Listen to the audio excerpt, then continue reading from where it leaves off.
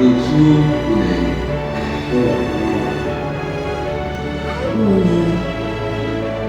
cái dấu là sao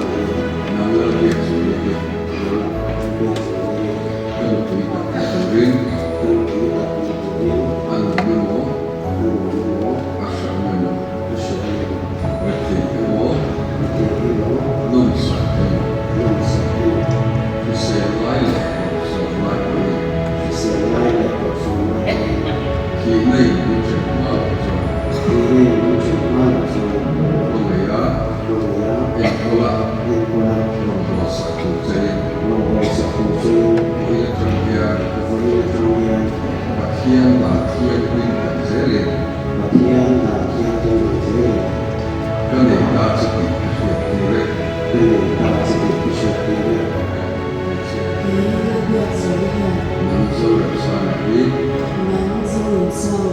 làm sao là biết các bác sở tập của tu riêng ăn uống với mổ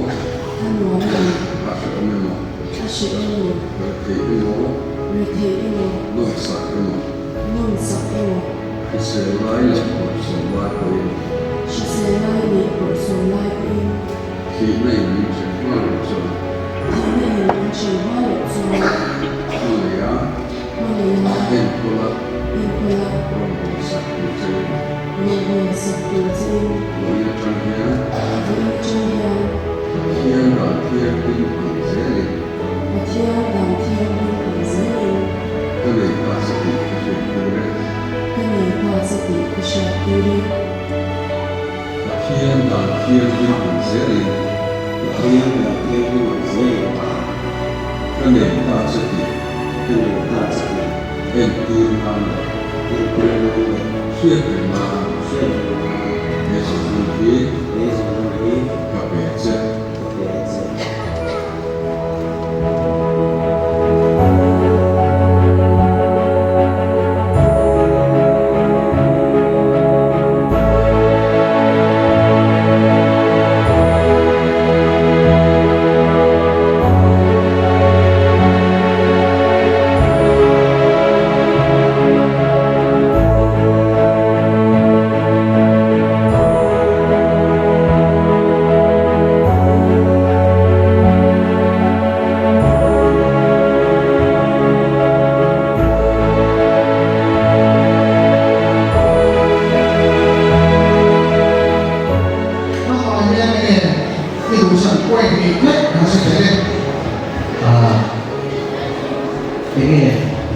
và thế nó chỉ là đi quên khẩn mà thì ta sẽ chúa và đến là chúa cái đi sẽ đến để đặt mấy cái này và để lúc đó là để phép bác và để tiếp tục chúng ta thì cho nó là để chúng ta phải để khi để chỉ là không phải đâu sư hey cái ăn uống cái suy cho là thì hình cái hộ kia còn được suy cho làมีคุยเสียชาติได้มีเป็นยังไงที่จะเป็นอะไร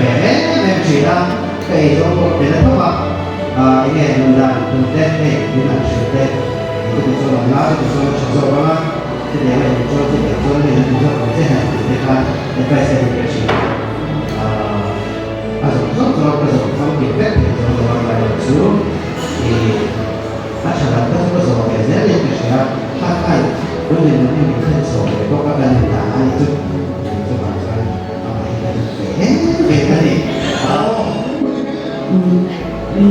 你是条云多甜，